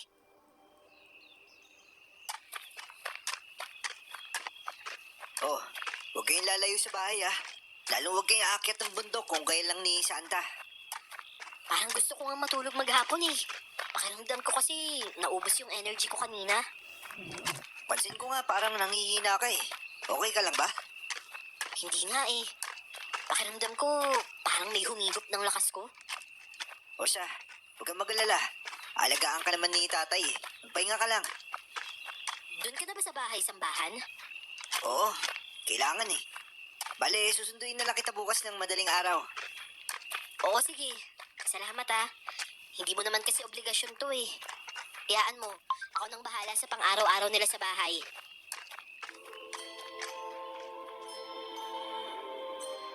Ilang araw ang lumipas at naging maayos naman ang pagtuturo nila kay Yugo sa akin.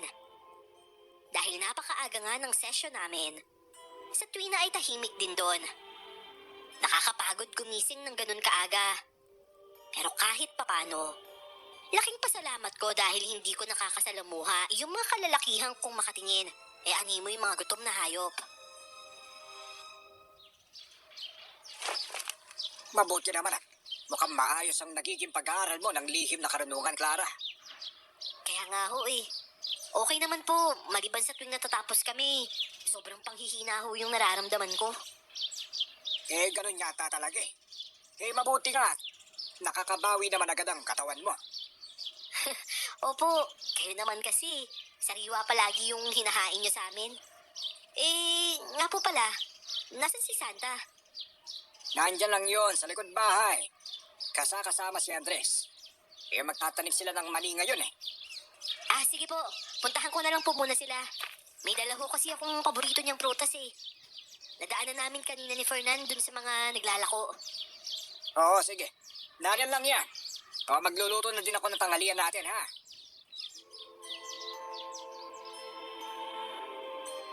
Pero naikot ko na ang buong bahay.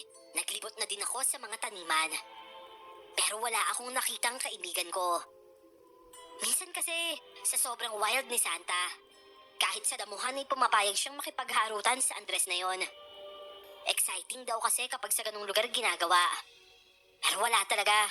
Kinakabahan na ako noon habang pabalik sa bahay.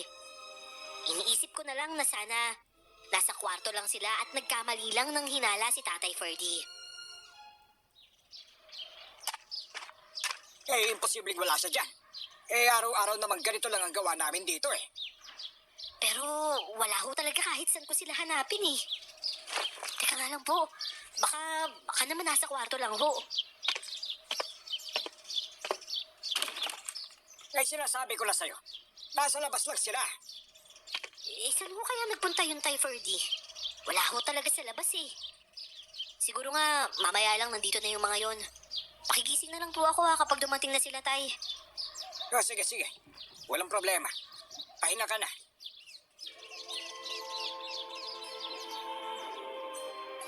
Natulog ako ng araw na yon ng kampante. Masarap pa nga ang naging tulog ko. Ang totoo, inaabot pa ako ng hanggang alas 5 ng hapon. Siguro dahil malamig din ang panahon at mahangin. Yun pala, parang naghanda na din ang katawan ko sa mga susunod na araw na halos hindi na ako makakatulog. Dahil nang magising ako ay isang masamang balita ang sumalubong sa akin.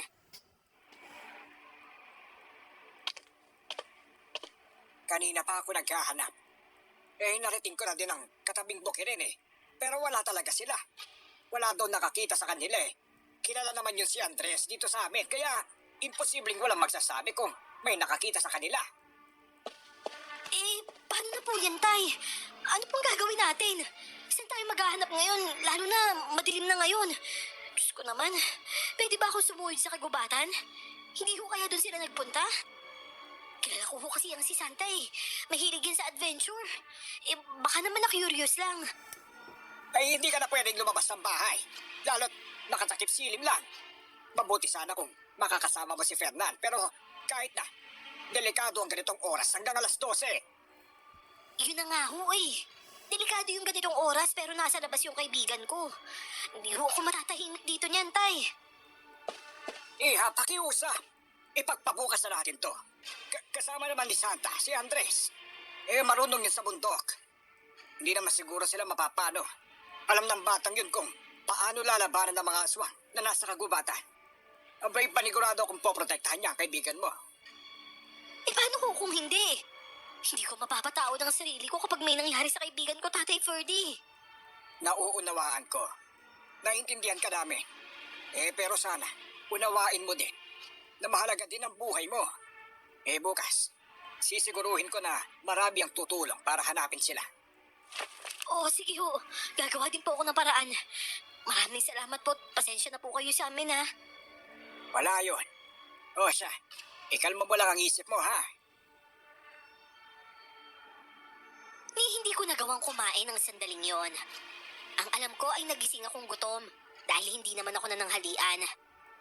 Sino ba naman kasing gaganahan pa akong mapupunta sa sitwasyon ko? Buong magdamag na dilat ang mga mata ko. Tulala sa katapat na bundok. Umaasa na anumang oras ay lalabas doon ang kaibigan ko at uuwi. Gamit ang mga maruruming damit ni Santa. Sinubukan kong gamitin ang kakayahan ko at mga natutunan para tawagin siya pa uwi. Pero nabigo ako. Lahat ng alam ko ay sinubukan ko. Pero ni isa sa mga yon, walang nakatulong sa akin. Lalo lang akong nakaramdam ng depresyon. Hanggang sa sumapit na ang 3:00 at naramdaman ko pa ang pagparada ng van ni Fernan sa tapat ng bahay. Nabuhayan ako ulit ng pag-asa. Kaya naman dali-dali na akong lumabas at niyakag siyang samahan ako sa bundok. Teka nga muna. Ano ba nangyayari sa'yo? Pwede bang kumalma ka muna sandali? Wala na kasi tayong oras, Fernan. Kahapon pa ng tanghali nawawala si Santa at saka yung si Andres. Malakas ang kutob ko na nasa gubat sila. Ang sabi ni Tatay Ferdy, kailangan kasama kita para ligtas ako. Kaya halika na. Sandali nga muna. Alam mo ba kung gaano kadelikado doon? Kapag nakaistorbo tayo ng mga natutulog na halimaw doon, hindi lang tayo mapeperwisyo, kundi yung buong baryo. Hindi natin sila pwedeng pakialaman. Gaya ng hindi rin sila basta pwedeng manggulo dito sa baba. Pero paano yung kaibigan ko, Fernan? Hindi ko siya pwedeng pabayaan. Sa palagay ko kasi, hindi papayag si Andres na pumunta dyan kahit anong pilit ang kaibigan mo, Clara. Imposible dahil alam nun na pwede kayo mapahamak. Kung ganun, nasan sila? Bakit sila nawawala? Tutulungan kitang hanapin sila. Kailan pa? Basta, sa ngayon, tara muna kay Lakay Hugo. Baka may magagawa siya. Total, mga alaga niyang aswang yung mga nakatira dyan. Mabigat sa loob ko ang sumunod kay Fernan pero wala naman akong magagawa. Gusto ko nang maiyak, pinipigil ko lang. Lalo nang kaharap ko na sila kay Hugo. May parte ng isip ko ang gustong magmakaawa sa kanya at tulungan ako. Pero mas mataas ang pride ko. May pakiramdam kasi ako na sa oras na ibaba ko ang pride ko, doon na siya magsisimulang manipulahin ako lalo. Sa ilang araw na nakikilala ko ang ugali niya, nalaman ko na gustong-gusto niyang nalalaman ang kahinaan ng isang tao. Yun kasi ang ginagamit niya para talunin ito sa bandang huli.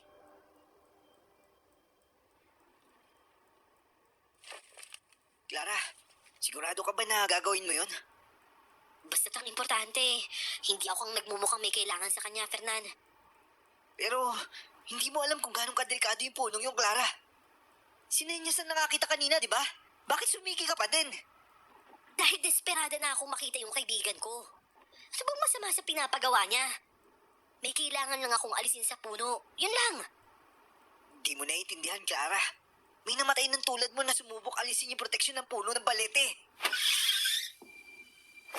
Ano? May namatay? Sino naman? At bakit naman siya namatay? Basta't huwag mo nang alamin. Fernan, paano ko malalaman kung hindi mo sasabihin? Fernan? Wow! O ano, close na tayo ngayon? Bahala ka nga sa buhay mo. Napakadrama mo. Kalalaki mong tao, mas maselang ka pa sa tunay na babae. Hindi lang ikaw ang may problema. Kung ikaw hindi ka makamove on sa past, ako ngayon mismo humaharap sa problema. Kung hindi ka naman tutulong, huwag ka na lang kumontra. Pero delikado nga yun. Gagamitin ka lang din ni Hugo para makuha yung gusto niya. Hindi ko alam kung ano yung tinuro niya sa'yo. Pero malakas yung kutob ka na gagamitin ka niya para makuha yung matagal niya na ninanais na kapangyarihan mula sa punong balete. Ipaliwanag mo nga kasi sa akin. Paano ka ba nakakasiguro sa hinala mo? Alam ko. Alam ko dahil namatay yung nobya ko dahil doon. Ano? Pasensya ka na. Hindi ko siya nagawang iligtas dahil naipit na din siya. Tulad mo, desperada din siya na mahanap yung bunso nilang kapatid nun. At maniwala ka, Clara. Ganito yung sitwasyon noon. Kaya pakiusap. Makinig ka naman sa akin, no? Makikinig ako sa'yo, pero nagtataka lang ako. Kung ganyan ang ginawa nila kay Yugo sa kasintahan mo, bakit ka pa nagsisilbi sa kanya ngayon? Tapos, mataas pa ang posisyon mo sa kapatiran nyo. Dahil ipaghihiganti ko siya, Clara. Ano? Pero, paano? Hindi magtatagal at malalaman niya din. Sigurado ako dahil ramdam ko ang pagbabago sa mga pinag-uutos nila kay sa akin. Iba na yung nagdadala ng pagkain niya ngayon. Hindi na ako nakakibunon. May ideya ako pero hindi ko na isinatinig pa. Pati ako ay bigla na lang kinabahan para sa kanya.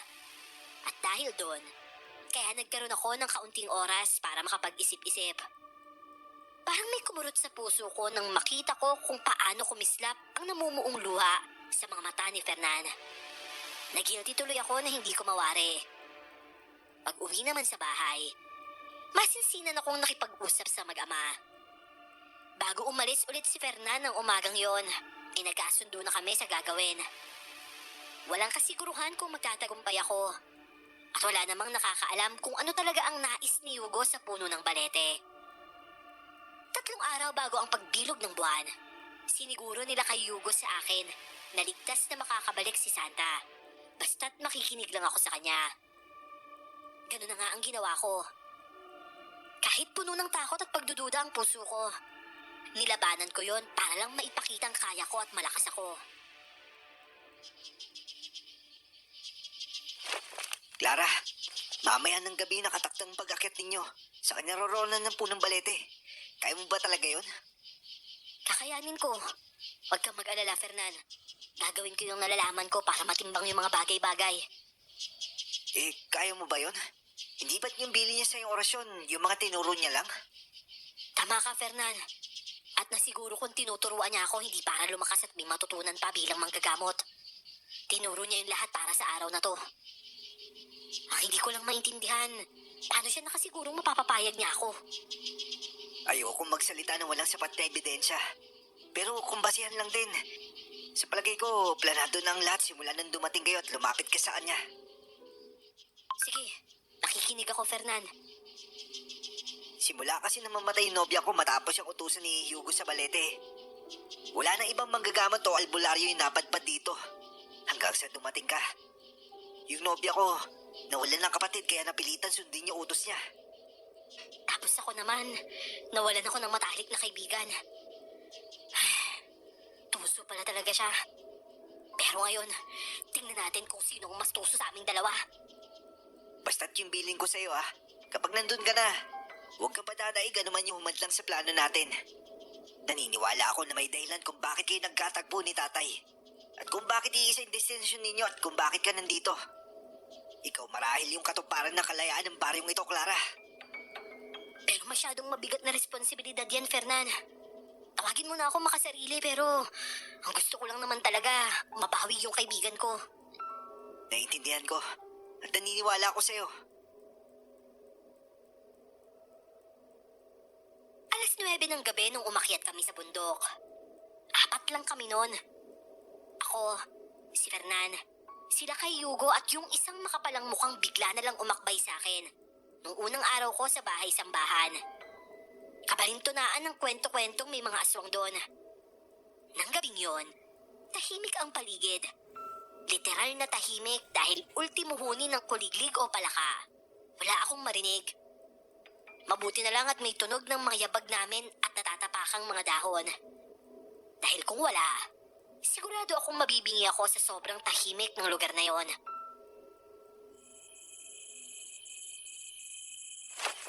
Alas 12 na. Ayun ang punong balete. O sige, lumapit ka doon at hawakan mo ang katawan niya. Sabihin mo agad sa akin kung may mararamdaman kang enerhiya na nanggagaling doon. Oo, sige ho.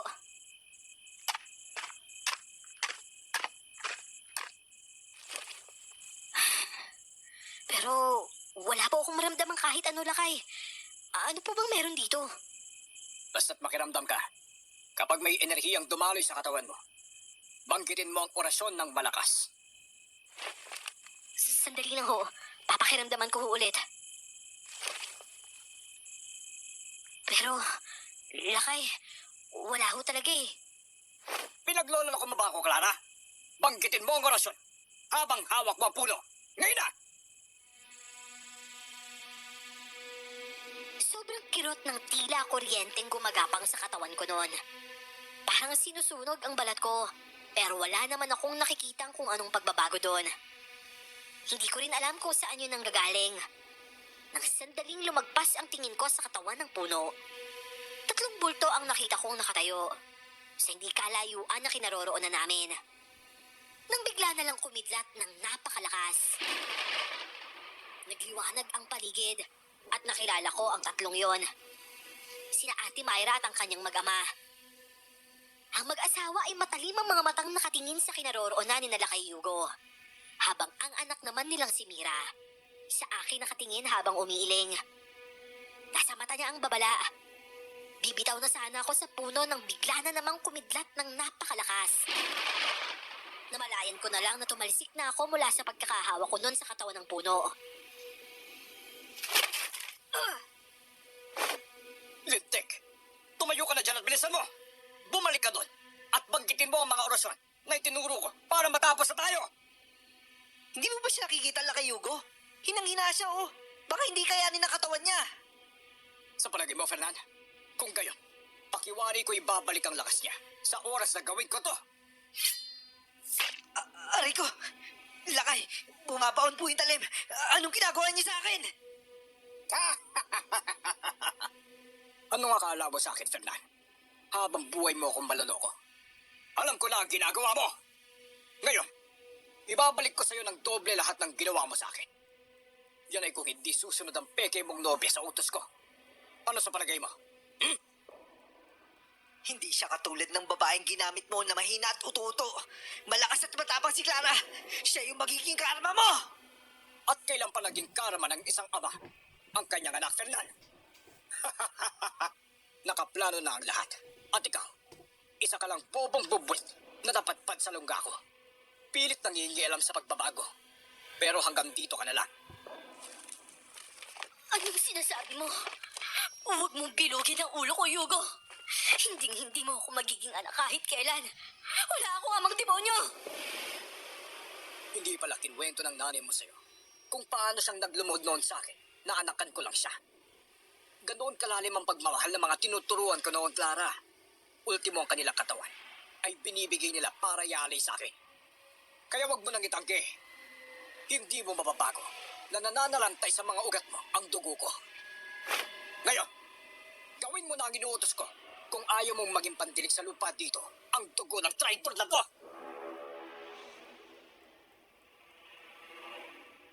Ika-ika akong tumayo noon. Bumabao na sa leeg ni Fernan ang dulo ng sibat na hawak nila kay Yugo. May dugo na ding tumutulo doon. Pero nagbababala pa din ang tingin niya sa akin. Alam ko na yon. Gusto niyang magpatuloy ako sa plano kahit ikamatay pa niya. Wala na sa akin ang sinabi ni Yugo. Mapatotoo man yun o panliling lang para pakagatin ako sa pae niya. Imposibleng tumalab dahil kahit lumaki akong walang ama, hindi ko naramdamang kulang ako. Lalo na siguro kung magpapakilala nga ang tatay ko, pero si Yugo naman. Pagkahawak ko muli sa puno ay napayuko ako. Ando na naman ang kirot, pero hinanap ko ang lakas ko at umusad ako ng Latin na orasyon. Orasyon yun na nakabisa ko na sa paulit-ulit na pagbabasa ng libreto ni nanay na baon ko. Para yun sa pakikipagkomunikasyon sa kalikasan. At doon nga ay parang buod ng pelikula kong napanood ang katotohanan. Kinabukasan naman.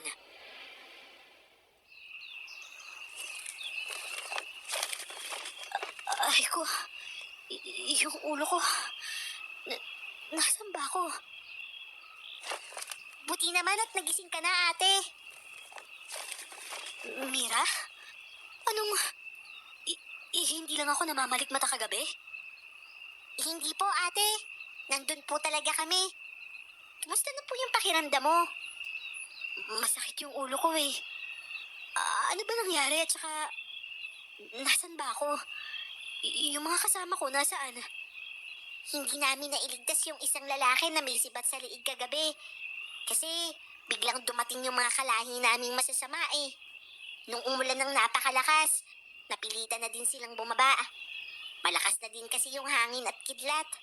Dinala nila yung nobyo mo, ate. Pero mabuti na lang, naiwan ka. Hindi ka kasi mahawakan ng yugo na yun eh. Dahil nakakapit ka dun sa puno ng balete.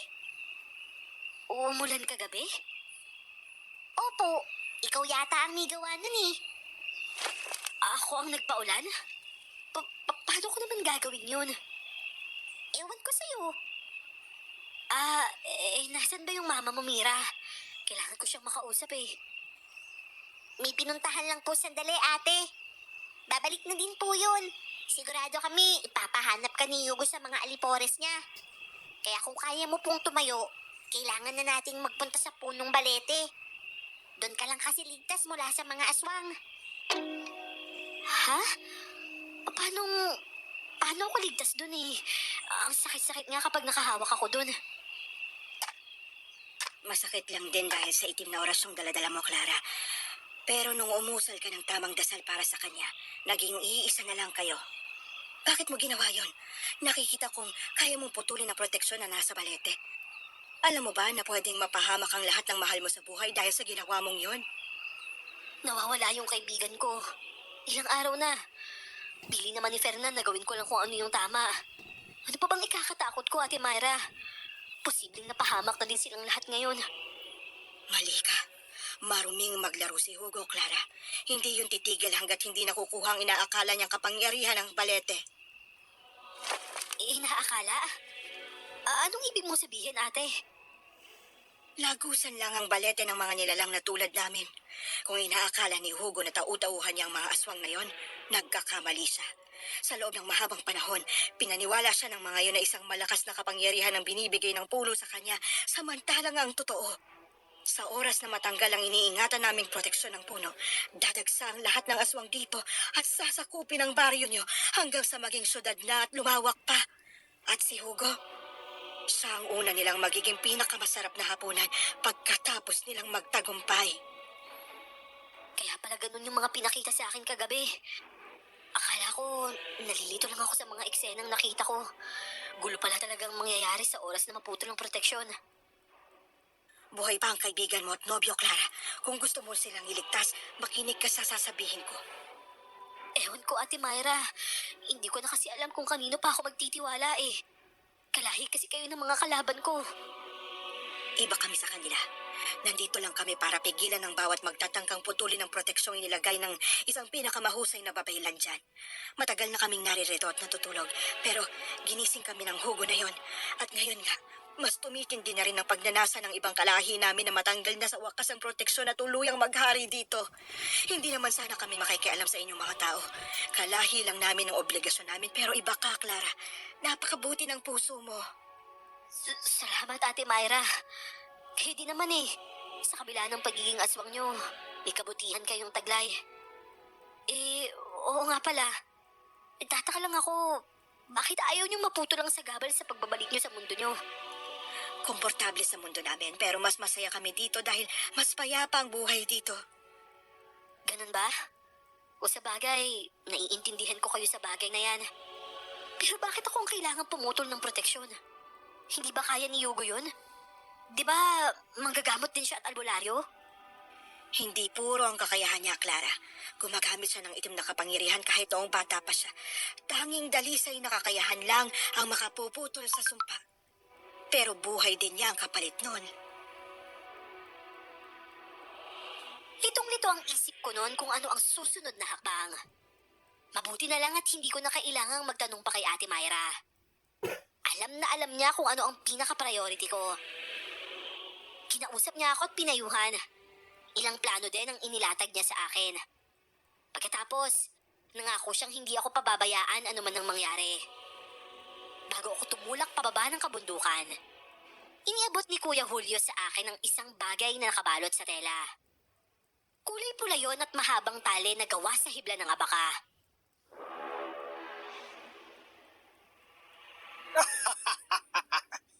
Sinasabi ko na nga ba, magigising ka din sa katotohanan, anak ko. Ayoko ng paligoy-ligoy. Maski totoo o hindi na ama kita, itinatakwil kita, Yugo. Marahil nga ay galing ako sa'yo, pero hindi ibig sabihin nun, nananalaytay na din sa ugat ko ang dugo mo. Hindi kita kaano-ano dahil tao ako, at demonyo ka naman. Ay, bakit hindi mo naging kaugali ang nanay mo, Clara? Masunurin at mabait. Tignan mo, tumagal ang buhay niya. Nasaan na yung mga kaibigan ko, Yugo? Ilabas mo sila, at gagawin kitang pinakamakapangyarihan sa lahat gaya ng gusto mo. Magiging tagasunod mo hindi lang ang baryong to, kundi maging ang buong Pilipinas balang araw. Sa wakas, nakita mo rin ang hinaharap ng kahariang pinaghirapan kong buwing, Clara. Pero kung inaakala mong madadala mo ako sa ganyan, nagkakamali ka. Dahil sa pagkakamali mo lang at lasog-lasog na babalik sa'yo ang dalawa pang pinakamamahal mo. Nang gabing yun, di kalayuan sa puno ng balete ay nakita ko ang 3 sako, nakikiwag-kiwag pa habang nakalambitin at nakatapat sa malalim na ilog. Habang sa ilalim nila ay kitang-kita ko ang malalaking buwaya na nakaabang at tila gutom na gutom. Pakawalan mo ako dito. Walang iya ka, demonyo ka. Kung papatayin mo ako, bigyan mo ako ng laban. Huwag kang tuwagin. Santa, kapit lang ha. Gagawa ako ng paraan para maialis kayo dyan. Basta't bakasan mo lang ang loob mo, ha? Clara, ikaw na nga ba yan? Bakit ngayon ka lang? Tama lang, tama! Gawin mo ang pinangako mo, Clara. Naiinip na ako! Parang nadudurog ang puso ko sa naririnig na mahinang iyak ni Santa. Ramdam ko ang hirap niya at kawalan ng pag-asa. Nadidistract ako doon kaya hindi ko magawang mag-focus. Nang mga sandaling yon, halos wala na akong maramdamang sakit kahit nang hawakan ko ang katawan ng balete. Pero nang magsimula akong usalin ng itinurong dasal nila kay Yugo, dinaig ko pa ang nakukuryente. Hinihigop ako ng puwersang yon na pilit ko ding nilalabanan habang sumisigaw ng orasyon. Naramdaman ko pa ang pagtulo ng mainit na likido sa magkabila kong ilong. Hanggang sa sumuka na din ako noon. Ramdam ko yung puwersang malapit ko nang makalas, kaya kahit nahihirapan na akong huminga, nagpatuloy ako. Posibleng buhay ko nga ang maging kapalit noon. Pero nang sandaling yon, nangibabaw sa akin ang kagustuhan kong tapusin na din ang kasamaang bumabalot sa lugar na yon. Lalo na ang kasamaan nila kay Yugo.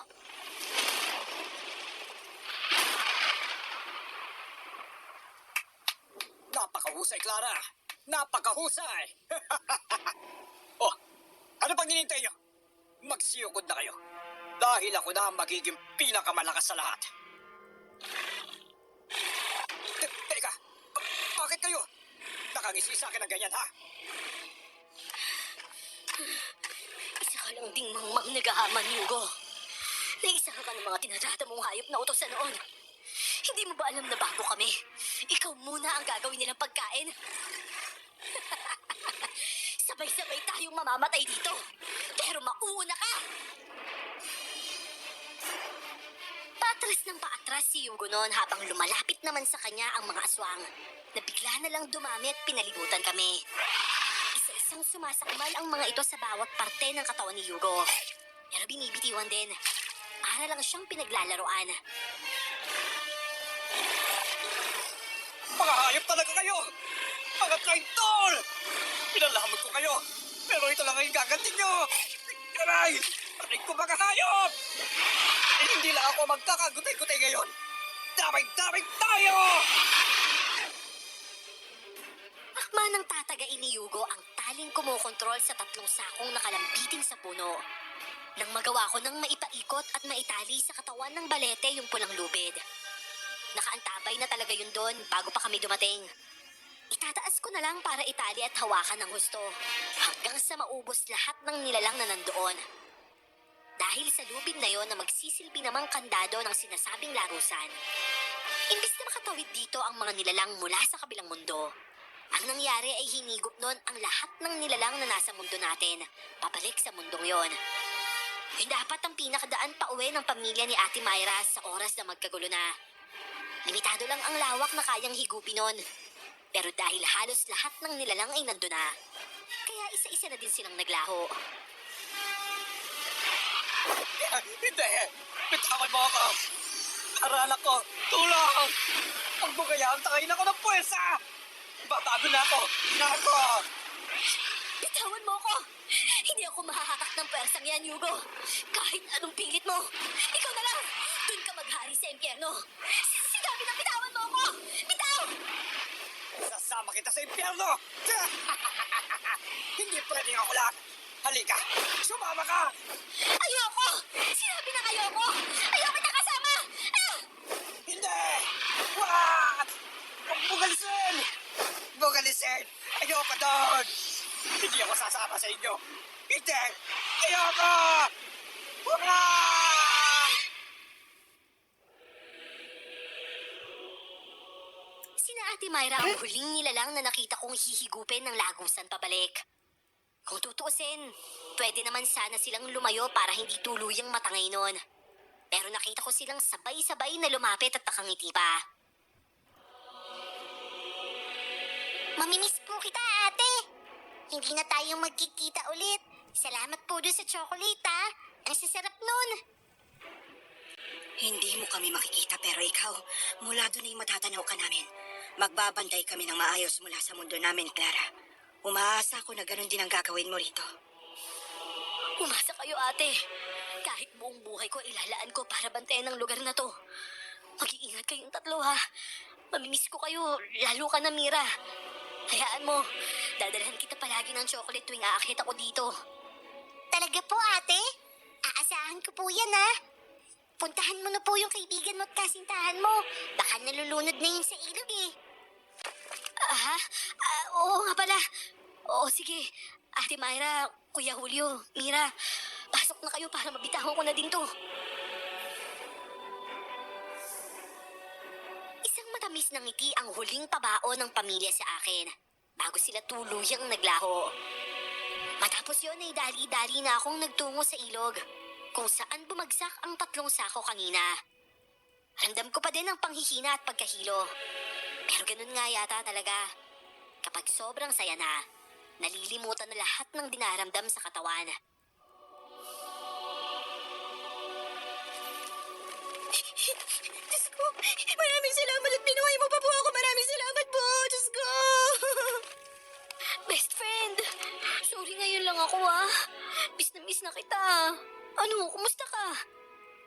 Best friend, akala ko talaga mamamatay na kami ni Baby Andres. Lintik na mga aswang na yung ginawa kaming laruan. Mabuti na lang, hindi ako pinabayaan ni Andres. Talagang love niya ako. Handa siya magpakagat sa kanila. Wag lang ako masaktan. Tingnan mo, 2 na lang ang daliri niya sa kanang paa. Oo nga eh. Salamat, Andres ha. Hayaan mo, may basbas ka na galing sa akin. Narinig mo yun, baby? Pwede na tayo magpakasal. Fernan, halika. Magiging okay ka din ha. Halika dito, tutulungan na kita. Salamat at ginawa mo yung tama, Clara. Salamat sa pagbibigay ng hustisya. Sa wakas, makakapagsimula na ulit ako na kasama ka.